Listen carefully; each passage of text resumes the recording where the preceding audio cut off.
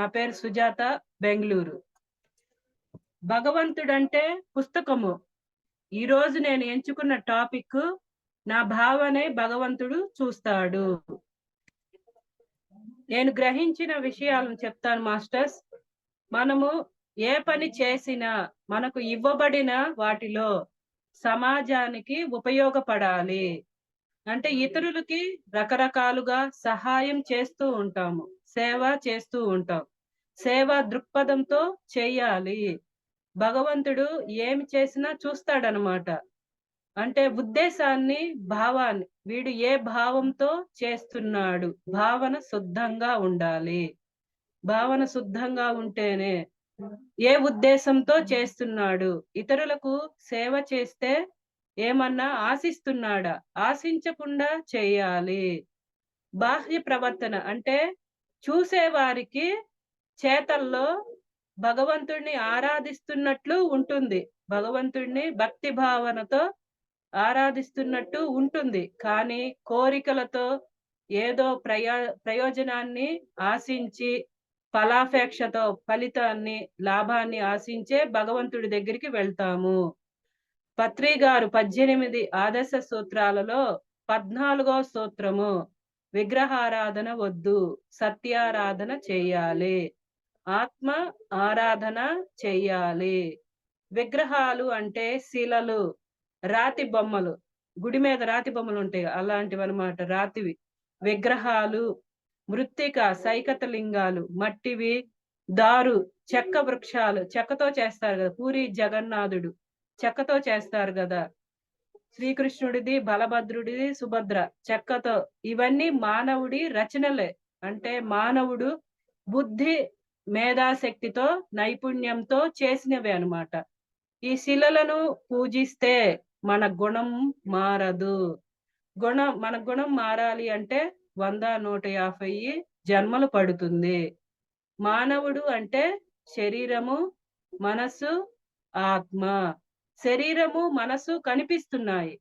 శరీరము, మనసు నశించిపోయి ఆత్మ శాశ్వతమైనది. ఆత్మ అంటే భగవంతుడు. భగవంతుడు అంటే సత్యమైన వాడు, శాశ్వతమైన వాడు. యుగాలు మారినా, కాలాలు మారినా, కల్పాలు మారినా ఆత్మ శాశ్వతంగా ఉంటుంది. నిత్యమైన వాడు, ఎల్లప్పుడూ ఉండేవాడు. ఆత్మ సత్యము. భగవంతుణ్ణి ఆశ్రయించాలి, ఆత్మను ఆశ్రయించాలి, ధర్మాన్ని ఆచరించాలి. ఆత్మను పట్టుకోవాలి, ధర్మాన్ని ఆచరించాలి. ధర్మం ఆచరిస్తేనే త్యాగము, జ్ఞానము రెండు పుట్టుకొస్తాయి. త్యాగము, జ్ఞానము. త్యాగే నైకే అమృతత్వ మానసః అంటారు కదా. ఇతరులకు ఏ సేవ చేసినా నిస్వార్థంగా చేయాలి. అజ్ఞాన స్థితిలో ఉన్నప్పుడు, దేహ స్థితిలో ఉన్నప్పుడు, దేహ భావనలో ఉన్నప్పుడు స్వార్థమే. ఎవరి స్వార్థము వారిదే. ఈ ఆధ్యాత్మిక మార్గంలోకి, జ్ఞాన మార్గంలోకి వచ్చినాక నన్ను నేను సంస్కరించుకోవటానికి, నన్ను నేను ఉద్ధరించుకోవటానికి, ఇక్కడ ఉద్ధరించే వాళ్ళు ఎవరు లేరు. ఎవరిని వారే ఉద్ధరించుకోవాలి. శ్వాస మీద ధ్యాస పెట్టినప్పుడు, అంతకుముందు అజ్ఞానంతో మాట్లాడిన మాటలు వేరు, ఇప్పుడు జ్ఞానంతో మాట్లాడే మాట వేరు. ఆలోచన విధానంలో కూడా మార్పులు వస్తాయి.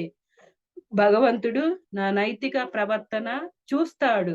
నా నైతిక ప్రవర్తన అంటే ఎదుటి వారితో ఎలాగున్నాను. స్వార్థంగా ఏదైనా ప్రయోజనాన్ని ఆశించి ఉద్దేశాన్ని గమనిస్తాడనమాట. మన భావాన్ని, మన ఉద్దేశాన్ని భగవంతుడు గమనించబడుతున్నాము అనుక్షణము. ప్రకృతి మనల్ని గమనిస్తుంది. ప్రతిదీ అంటే విచారణ చేసుకోవాలి, వెరిఫికేషన్ చేసుకోవాలి, మెల్లిమెల్లిగా మార్పులు తెచ్చుకోవాలి. ప్రతినిత్యము సాధన ద్వారా మనలో నైపుణ్యాన్ని పెంచుకోవాలి. నైపుణ్యంతో కూడిన మాటలు వస్తాయి.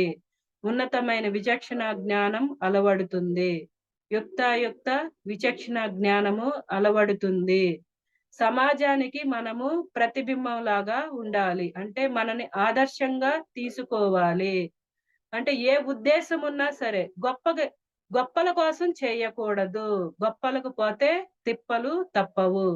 అంటే ఎంత మంచి పనైనా, గొప్ప పనైనా ఏ ప్రయోజనాన్ని ఆశించకుండా నిస్వార్థంగా చెయ్యాలి. త్యాగభావంతో చెయ్యాలి. అప్పుడే భగవంతుడు మెచ్చుతాడు. ఇతరులకు, లోకులకు సేవ చేస్తే లోకేశ్వరుడు మన మనల్ని చూస్తాడు. అంటే ఆ పరమాత్మ మనల్ని చూస్తాడు. ధ్యాన యజ్ఞాలను చెయ్యాలి. పత్రి గారు చెప్పారు గదా! గ్రూప్ మెడిటేషన్స్ పాల్గొనాలి. ధ్యాన యజ్ఞాల్లో పాల్గొన్నప్పుడు మన శక్తి, ధ్యాన శక్తి మూడింతలు అధికం అవుతుంది. సాధన హెచ్చించాలి. సజ్జన సాంగత్యము హెచ్చించాలి. స్వాధ్యాయము హెచ్చించాలి. ధ్యాన యజ్ఞాలలో పాల్గొనాలి. ఉన్నతమైన విచక్షణ మార్గంలో అవలంబిస్తున్నాం అన్నమాట. ఈ జ్ఞాన మార్గంలో మనం నడుస్తున్నాము. ఆధ్యాత్మికంగా మన ఆలోచన విధానం కూడా మార్పులు వస్తాయి. ఉన్నతమైన విలువలను కలిగి ఉండాలి. ఇతరులకు ఆదర్శవంతంగా ఉండాలి. మనం నడిచే మార్గము ఇతరులకు బాటగా, అంటే అది ఒక మార్గాన్ని చూపాలి. భగవంతుడిని కోరే ప్రయత్నం చేయటం కాదు. భగవంతుడిని చేరుకునే ప్రయత్నం చేయాలి. భగవంతుడు శిక్షించేవాడు కాదు. మార్గాన్ని చూపేవాడనమాట. భగవంతుడిని చేరుకోవాలి. మన మహర్షులు జీవితాలనే కేటాయించారు. కానీ మనము సంసారంలో నిర్వాణము. కొంచెం ఆధ్యాత్మికము, కొంచెం ప్రాపంచికము అన్నిటినీ ఆస్వాదిస్తున్నాము. సంసారంలో నిర్వాణము అంటే మనం దేహ భావన వదలలేదు. ఎదుటి వారికి దేహ భావం వదలాలి. మమకారాన్ని వదలాలి. ఇతరులకు నీతులు చెప్తాము. కానీ అవి ఆచరణలో పెట్టుకుంటున్నామా లేదా? అర్థమయ్యిందా లేదా? అంటే తెలుసుకుంటున్నామనమాట. మనకు తెలియని నిగూఢమైన రహస్యాలను సద్గురువుల ద్వారా తెలుసుకుంటున్నాము. తెలుసుకున్న విషయాలను చెప్తున్నాము. పంచితేనే జ్ఞానం పెంచబడుతుంది గదా! అందుకని జ్ఞానాన్ని ఈ సృష్టిలో ఏంటంటే, సృష్టి సిద్ధాంతము, భగవంతుడి సిద్ధాంతము ఏంటి అంటే, పంచింది పెంచబడుతుంది. జ్ఞానాన్ని పంచాలి. మనల్ని ఉద్ధరించుకోవటానికి, మన కర్మల్ని దగ్ధం చేసుకోవటానికి, కర్మల రహితం చేసుకోవటానికి ఈ జ్ఞాన మార్గంలోకి వచ్చాము. శ్వాస మీద ధ్యాస పెట్టినప్పుడు నైపుణ్యంతో కూడిన మాటలు వస్తాయి. ప్రతి పనిలో నైపుణ్యాన్ని ప్రదర్శిస్తాము. భగవంతుడు నిర్దేశించినట్లు మన భావన ఉందా లేదా? భావన శుద్ధంగా ఉందా లేదా చూస్తాడు భగవంతుడు. ఆచరణ చూస్తాడు. అంటే ఆచరిస్తేనే ఈ మార్గంలో మనం ముందుకు కొనసాగుతాము. ధ్యానం గురించి చెప్పటం వలన స్థితం అవుతుంది. ధ్యాన ప్రచారము చెయ్యాలి. జ్ఞానాన్ని పంచాలి. అందరూ జ్ఞానవంతులు అవ్వాలి. అందరూ మాస్టర్స్ అవ్వాలి. ఎవరి ఎదుగుదల వాళ్ళదే. పట్టుదల, స్వయం కృషితో ఎదగాలి. అనునిత్యము సాధన చెయ్యాలి. ఆచార్య సాంగత్యం, సద్గురు సాంగత్యంలో ఉండాలి. సత్పురుష సాంగత్యం అంటే సత్సంగంలో ఉండాలి. సత్యం తెలిసిన వ్యక్తులు ఆత్మజ్ఞానాన్ని బోధించే వాళ్ళతో సాంగత్యము చెయ్యాలి.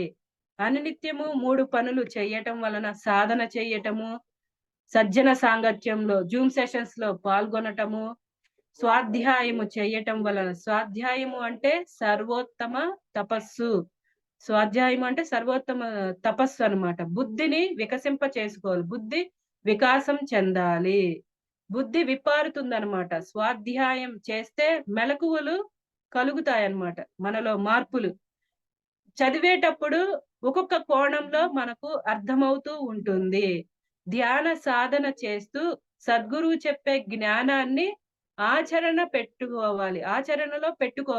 ఆచరణ ద్వారానే సాక్షాత్కారము. ఆచరించాలి. ఆచరించటము అంటే విజ్ఞానము. ఆచరించటమే అర్హత.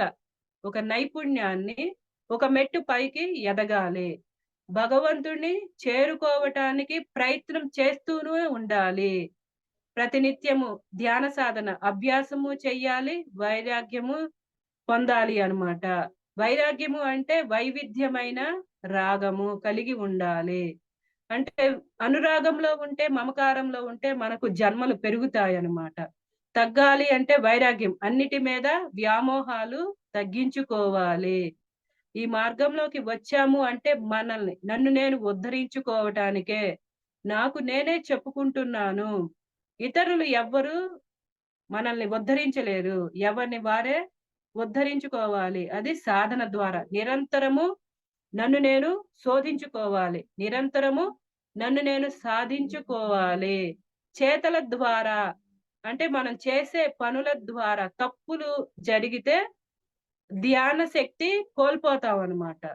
మాట్లాడే మాటల్లో తప్పులు తప్పులు జరిగితే జ్ఞానం తరిగిపోతుంది. అంటే మాట్లాడే విధానం కూడా ఎంతో యుక్త విచక్షణ జ్ఞానంతో మాట్లాడాలి. అవసరమైతేనే మాట్లాడాలి. నేను మాట్లాడే మాట ఎదటి వారికన్నా నాకన్నా ఉపయోగపడాలి. ఉపయోగపడని మాట కర్మ అవుతుంది. నిరంతరం మనల్ని మనం చెక్ చేసుకోవాలి. నన్ను నేను గమనించుకోవాలి. విచారణ, వెరిఫికేషన్ చేసుకోవాలి. నన్ను నేను చెక్ చేసుకోవాలి. ఒక ఎగ్జాంపుల్ ఉపమానం జోడించి చెప్తాను మాస్టర్స్. విగ్రహారాధన చేసేటప్పుడు కోరికలతోనే ఏదో ఒక లాభాన్ని ఆశించే భగవంతుడిని ఆశ్రయిస్తామనమాట. విగ్రహం అంటే అసత్యము. విగ్రహంలో రూపము ఉంది, గుణము ఉంది. అంటే ఆకారం ఉంది. భగవంతుడు ఆకారం లేనివాడు, నిరాకారుడు. అందుకే కదా మనం శివుణ్ణి లింగ స్వరూపంగా ఆకారం లేదని పూజిస్తూ ఉంటాము. నిరాకారుడు అంటే ఆకారం లేనివాడు, గుణాలు లేనివాడు. అంటే మనలో తమో గుణము, రజోగుణము, సాత్విక గుణము ఉంది. భగవంతుడు ఏ గుణము లేనివాడు, నిర్గుణుడు అన్నమాట. ఆయనకి ఆపాదించకూడదు. మనం మానవులు అని ఆపాదించుకుంటాం ప్రతి ఒక్కదాన్ని. శిలలను తీసుకువస్తే అవి రాతితో చేసినవి అన్నమాట శిలలు. వాటిల్లో మార్పు చెందుతూ ఉంటాయన్నమాట. విగ్రహాలు కొన్ని పగిలిపోయినప్పుడు వాటిని నదిలో పారవేస్తాము. అంటే విరిగిపోయింది ఏదైనా అవయవ లోపం ఉంటే ఆ విగ్రహాన్ని పూజించకూడదని నదిలో పారవేస్తారు. కొన్ని ఇళ్లలో సాంప్రదాయం ఏమంటే ఆ కుటుంబ సభ్యులు గాని, యజమాని గాని ఎవరైనా మరణిస్తే గంగలో కలుపుతారనమాట. అంతకు ముందు ఉన్న దేవుణ్ణి పూజించే ప్రతిమల్ని, ఫోటోల్ని గంగలో కలిపేసి మళ్ళీ కొత్త విగ్రహాలను, ఫోటోల్ని తెచ్చుకుంటారనమాట. అంటే వెండి విగ్రహాలు, ఇత్తడి విగ్రహాలు, బంగారు విగ్రహాలను కూడా లోహంతో చేసిన విగ్రహాలని పూజిస్తాం. కానీ మనం గుణం మారదనమాట. మురికి పట్టిపోయి ఉంటాయి మలినంతో మన గుణము. కానీ ఒక శిల నుంచి తెచ్చి శిల్పాన్ని చెక్కుతాడు. ఆ శిల్పంగా చెక్కినప్పుడు దానికి మనం మొక్కుతామనమాట.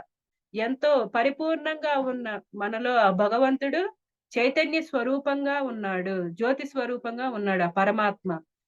మనం వెళ్ళి ఆ శిలల మీద మొక్కుతూ ఉంటాము. నాకు అది ఇవ్వు, అది కావాలి, ఇది కావాలి. ప్రాపంచిక వస్తువుల మీద వ్యామోహం అన్నమాట. అవి కావాలి, ఇవి కావాలి. కానీ ఒక కొండ నుంచి తెచ్చిన శిలని శిల్పంగా మారిస్తే దాన్ని కోరుకుంటున్నాం. అది బండరాయిగా ఉంటే తొక్కుతాం అన్నమాట. బండరాయిగా ఒక చాకలివాడు బట్టలను ఉతుకుతూ ఉంటాడనమాట. బట్టలు మురిగిపోతుంది. కానీ శిల్పం దగ్గరికి వచ్చిన మన గుణము మారటం లేదు. మలినంగా ఉంటుంది గుణము. ప్రవర్తన మారదు. ఇతరులనే హింసిస్తూ ఉంటాం. మాటల ద్వారా, చేతల ద్వారా హింసిస్తూ ఉంటాం. మన ప్రవర్తన సరిగా ఉండదు. అన్నీ నాకే తెలుసు అన్న భావములో ఉంటాము. ఏమి తెలియకపోయిన అజ్ఞానంతో అన్నీ నాకు తెలుసు. జ్ఞానం కూడా లేదు.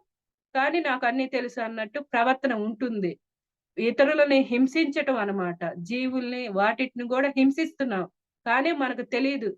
మాంసాహారం తింటే బలం అని. నేను 19 సంవత్సరాలు మాంసాహారం తిన్నాను. కరోనా వచ్చినప్పుడు సద్గురువు చెప్పే మాటలను నేను విని విగ్రహారాధన మానేశాను. సత్యారాధన అయిన ఆత్మని ఆరాధిస్తున్నాను.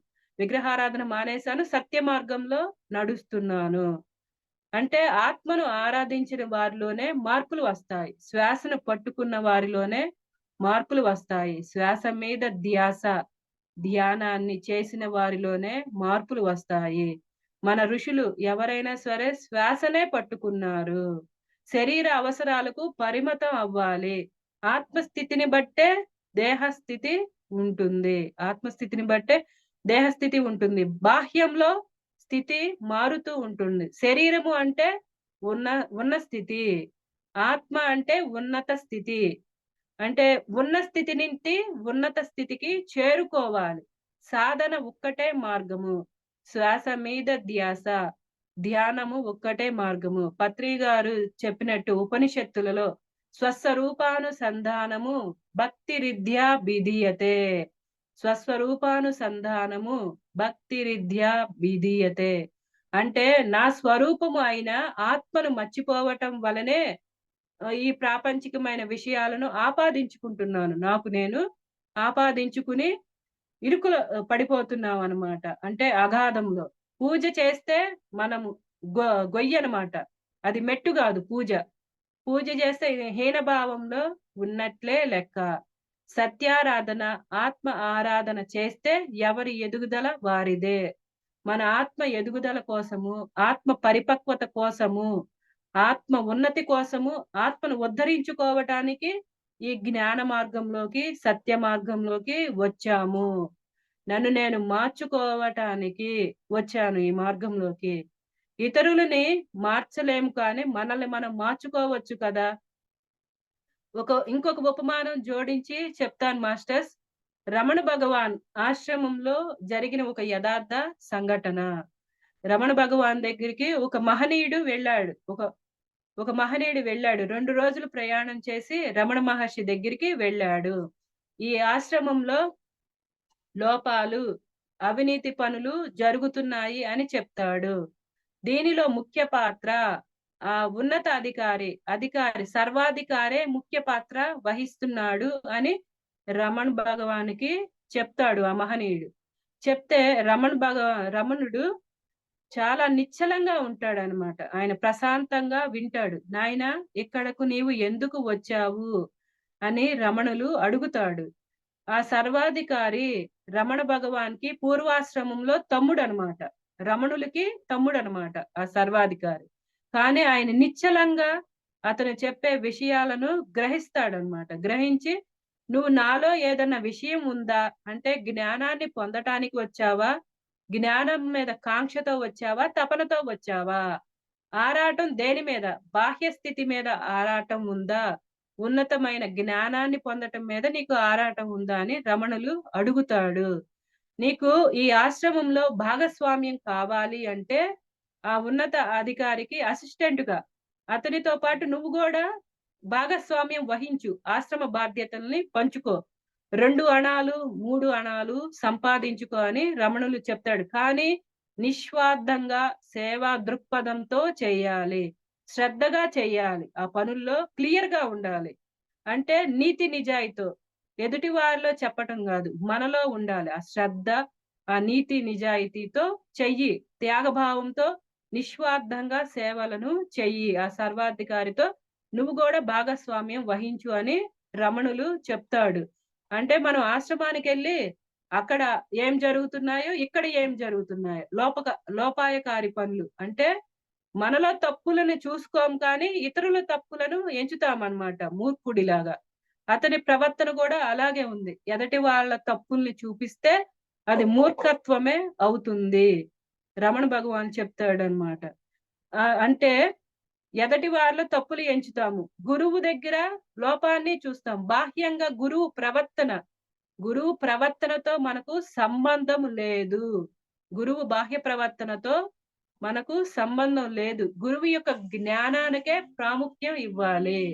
గురువు యొక్క జ్ఞానానికే ప్రాముఖ్యం ఇవ్వాలి. జ్ఞానం పొందటం కోసం వెళ్ళాం కానీ ఈ బాహ్యమైన చేష్టలు, చర్యలతో మనకు సంబంధం లేదు. అసలు జ్ఞానం అబ్బలేదు గాని ఇలాంటివన్నీ మాట్లాడుతూ ఉంటాం. గురువు దగ్గరికెళ్ళినప్పుడు ఎంతో వినయంగా ఉండాలి. ఆచరణ లేకపోతే అహంకారం పెరిగిపోతుంది మనలో. ఆచరణ ఉంటే వినయం అలవడుతోంది. వినయంగా ఉన్నవారే ఈ జ్ఞాన మార్గంలో ఎదుగుతారు. అంటే ఆచరణ ఉండాలి. ఆచరించటమే విజ్ఞానము. ఆత్మ విజ్ఞానము. ఆచరించటమే అర్హత. ఇక్కడ మన అర్హత ఏంటి అంటే ఆచరణ. ఆచరణే ముఖ్యము. ఆత్మే ముఖ్యము. ఆత్మే ఆధారము. ఆత్మ అంటే భగవంతుడే ఆధారము. సత్యమైన ఆరాధన, సత్యారాధన చేసినప్పుడే ఇతరుల గొడవ నాకెందుకు? వారి గొడవ వారిది, నా గొడవ నాది.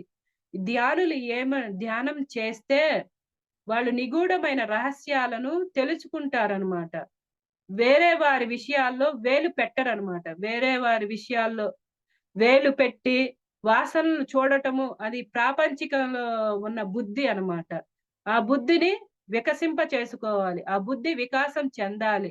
బుద్ధి వికాసం చెందినప్పుడు మనసు మీద నియంత్రణ వస్తుంది. మనసును నియంత్రించే సామర్థ్యము బుద్ధికి మాత్రమే ఉంది. సద్గురువు బుద్ధిని పెంచుకో, బుద్ధిని పెంచుకో. జ్ఞానాన్ని పొందాలి అంటే ఎంతో సాధన చేయాలి. అకుంఠితమైన దీక్ష, శ్రద్ధ, పట్టుదల, తపన అంటే పరమాత్మని ప్రాపంచిక విషయాల మీదకు మనసు వెళ్ళినప్పుడు మనం వ్యామోహాలకు గురి అవుతాం. ఆకర్షణలకు గురి అవుతామన్నమాట. భగవంతుడికి దూరంగా ఉంటాం.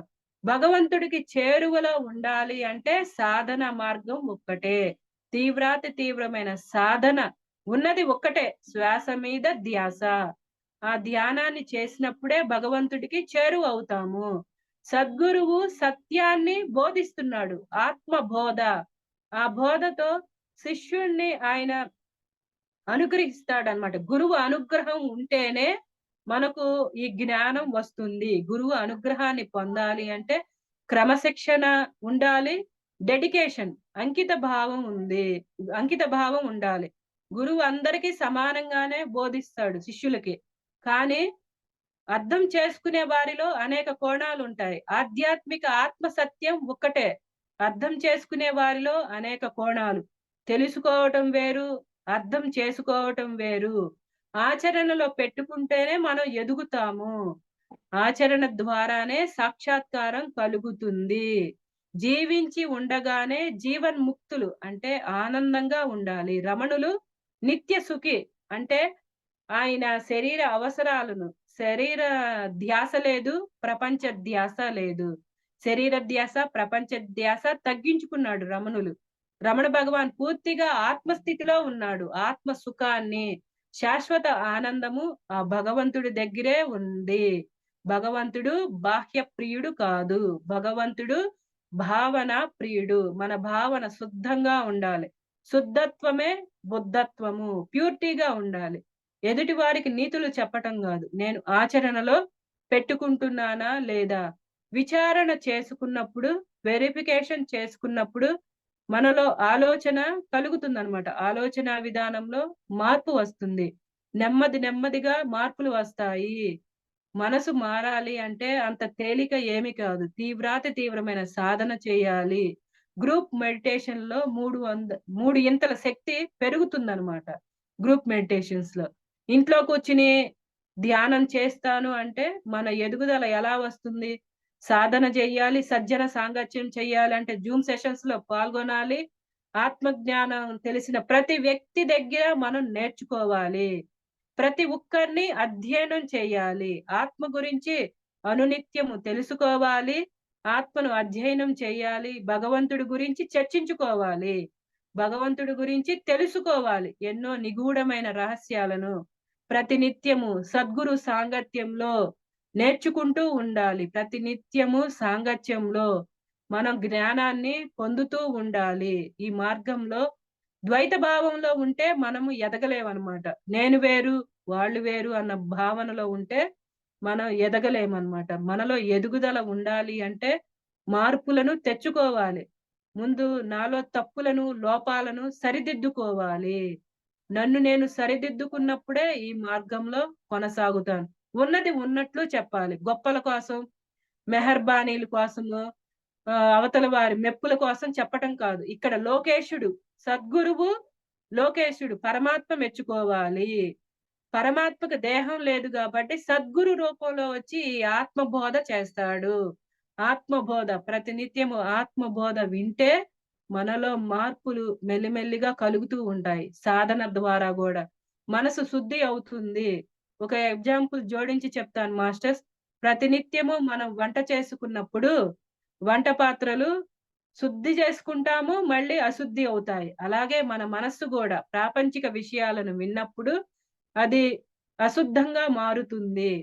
కానీ ఈ జ్ఞానంలో సత్యమైన విషయాలను వింటూ శ్రద్ధగా వాటిని మననం చేస్తూ ఉండాలి. పదే పదే ఈ సత్యమైన విషయాలను, జ్ఞానవంతమైన విషయాలను మననం చేసినప్పుడు ఈ జ్ఞానం మనలో ఇంకుతుంది. ఎంత సాధన చేస్తే, ఎంత స్వాధ్యాయం చేస్తే మనలో మార్పులు వస్తాయి. ఇతరులకు సాయం చేస్తూ ఏదో ఆశించి, ప్రయోజనాన్ని ఆశించి చేయకూడదు. అంతకుముందు ఏంటంటే స్వార్థమే. కోరికల కోసం నా కుటుంబం బాగుండాలి, నా వాళ్ళు బాగుండాలి, మా వాళ్ళు బాగుండాలి. అంటే నేను, నాది ఇక్కడ ఏది నాది కాదన్నమాట. ఇదంతా పరమాత్మదే అన్న భావన ఉండాలి. దేహ భావనలో కాదు, ఆత్మ భావనలో ఉండాలి. దేహ భావనలో ఉంటే స్వార్థపూరితంగానే ఉంటుందన్నమాట మన ప్రవర్తన. ఎంతసేపు మన గురించి మాత్రమే ఆలోచించుకుంటాం. మన కుటుంబం గురించి, నా బంధువుల గురించి. కానీ ఇక్కడ అంతా ఒక్కటే. అందరూ ఆత్మ స్వరూపాలే. అందరూ భగవత్ స్వరూపాలే. 84 లక్షల జీవరాశులు మొత్తము అందరూ ఆత్మ స్వరూపాలే. భగవత్ స్వరూపాలే. ఆ సృష్టికర్త నుంచి వచ్చిన అందరూ అంశాత్మలే అని తెలుసుకున్నాం. ఈ జ్ఞానాన్ని పొందటం వలన మెల్లిమెల్లిగా మార్పులు వస్తూ ఉంటాయి. అలాగే మనము మన కింద వారికి సాయం చేసిన చులకనగా చూస్తా ఉంటామన్నమాట. ఒక అధికారి అయితే అహంకారాన్ని, గర్వాన్ని ప్రదర్శిస్తాడు. తన కింద స్థాయి వారిని చులకనగా చూస్తాడు అధికారి. సర్వాధికారి అంటే ఎవరు చేసే పనిలో వాళ్ళు ఉత్తీర్ణత, నైపుణ్యాన్ని ప్రదర్శించాలి. అంటే మనకంటే ఇక్కడ ఎవరు ఎక్కువ కాదు, ఎవరు తక్కువ కాదు. అంతా ఆ ఆత్మ స్వరూపమే. దేహ భావంలో కాదు, ఆత్మ పని చేసేటప్పుడు ద్వైతంలో ఉండాలి. పని చేసేటప్పుడు ద్వైత భావన బాహ్యంగా. అంతరంలో అంతా ఒక్కటే. పని జరగాలి అంటే ద్వైత భావన. కానీ అంతరంలో అంతా ఒక్కటే. అందరూ భగవత్ స్వరూపాలే అన్న ఎరుకతో ఉండాలి.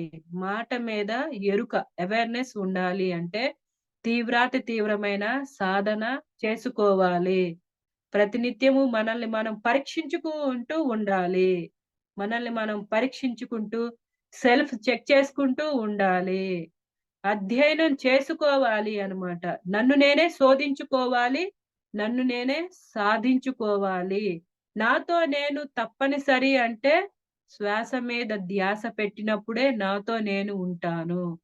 ఈ మార్గంలో మనం ముందుకు వెళ్ళాలి అంటే ఉన్నతమైన జ్ఞానాన్ని పొందాలి. ప్రతినిత్యము ధ్యాన సాధన చేసుకోవాలి. నాకింతటి అవకాశాన్ని ఇచ్చినందుకు ధన్యవాదాలు masters. Thank you. Thank you.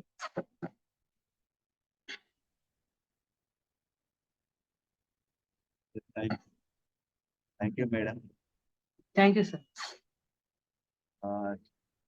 ఈరోజు చాలా అద్భుతంగా చెప్పారు. భగవంతుడిని చేరుకోవాలంటే మనం ఏ విధంగా ఉండాలి, ఎలాంటి గొప్పలు పోకుండా నిస్వార్థంగా సేవ చేసుకుంటూ జ్ఞాన సాధన చేసుకుంటూ ఆత్మజ్ఞానం పొందాలి. సద్గురువులు చెప్పినది ఆచరిస్తూ సజ్జన సాంగత్యంలో మరియు సాధ్వాయం చేసుకుంటూ ముందుకు వెళ్తుంటే మనం ఆత్మస్థితిలోకి వెళ్ళి భగవంతుని చేరుకోవడానికి అవకాశం ఉంటుంది చెప్పారు మేడం. చాలా బాగా చెప్తారు మేడం.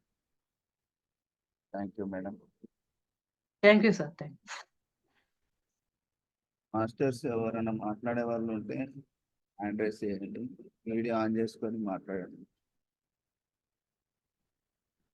ఉమారాణి మేడం మాట్లాడండి.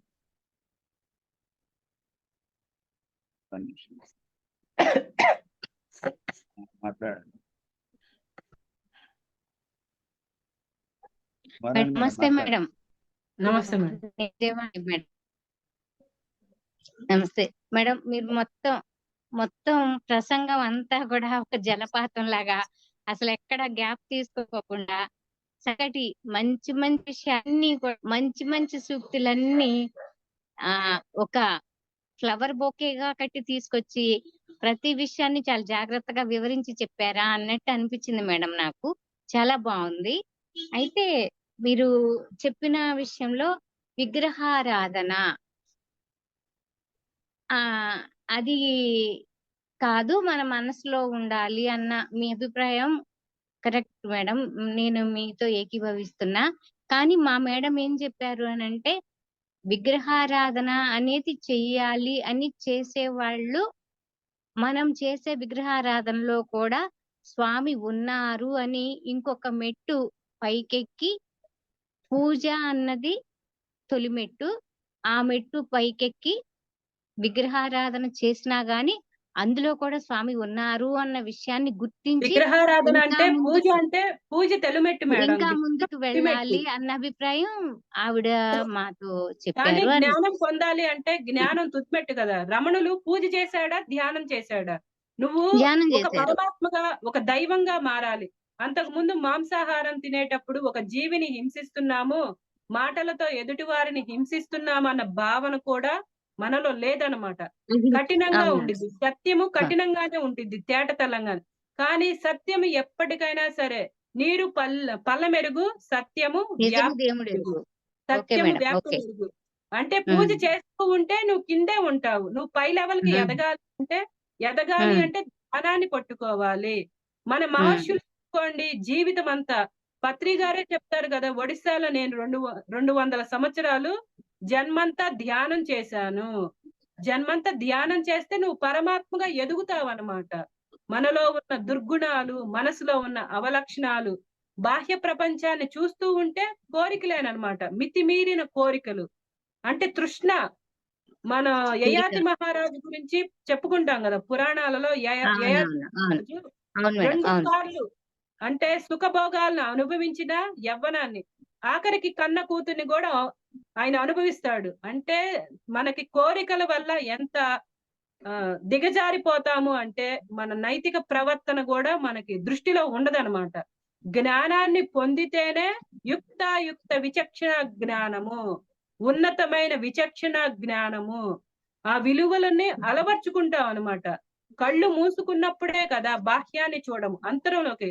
లలిత సహస్రనామాల్లోనే ఒక శ్లోకం ఉంది కదా, అంతర్ముఖ సమారాధ్య బహిర్ముఖ బహిర్ముఖ సుదుర్లభ. సుదుర్లభ. బహిర్ముఖంగా బాహ్యంగా ఎంత వెతికినా నువ్వు పరమాత్మని చేరుకోలేవు. అంతర్ముఖం అంటే కళ్ళును ముయ్యాలి, మనస్సును ముయ్యాలి. శ్వాసను పట్టుకుంటేనే ఆ మనసును మూస్తేనే ఆలోచన కట్ చేయాలన్నమాట. ఆలోచనకి గ్యాప్ వచ్చిద్ది. ఆ గ్యాప్ వచ్చినప్పుడు శూన్యంలోకి వెళ్ళాలి. శూన్య స్థితిలోనే ఆ పరమాత్మను ఆ శ్వాస ద్వారా చేరుకుంటాం. అంతరాంతరాలలోని మనసు పొరల్లో ఉన్నాడు ఆ ఆత్మ, పరమాత్మ, భగవంతుడు. ఆయన్ని చేరుకోవాలి అంటే శ్వాస ఒక్కటే మార్గము. రావణాసురుడైనా సరే, హిరణ్యకశిపుడు 1000 సంవత్సరాలు చేశాడు ధ్యాన సాధన. తపస్సు అంటే శరీరాన్ని తప్పింప చేసుకోవటం, శుష్కింప చేసుకోవటం. అంటే కోరికలతో చేసేది రాక్షస ధ్యానము. కోరికలతో కాదు ఇక్కడ మనం చేయాల్సింది. భగవంతుడిని పొందితే సమస్తాన్ని పొందుతాం. సృష్టికర్తను పొందితే, ఆయన సృష్టించిన ఈ సృష్టి ఒక్కటే కాదు, కోటాను కోట్ల లోకాలు ఉన్నాయి. ఒక సృష్టికి నిన్ను అధిపతిని చేస్తాడు. ఒక పరమాత్మగా మారాలి, దైవంగా మారితే ఒక లోకానికి నిన్ను ఒక పరమాత్మగా, దైవంగా చేస్తాడనమాట. బ్రహ్మకైనా సరే ఆయుష్ ఉంది, దేవీ దేవతలకు ఆయుష్ ఉంది. మనల్ని సృష్టించిన పరబ్రహ్మ చైతన్య స్వరూపుడు, ఆయనకి ఆయుష్ లేదు. ఆయన సృష్టికర్త. ఆయన్ని పొందితే సమస్తాన్ని పొందినట్టు. అల్టిమేట్ ఏంటంటే శ్వాస మీద ధ్యాస, ఉన్నది ఒక్కటే ధ్యానము.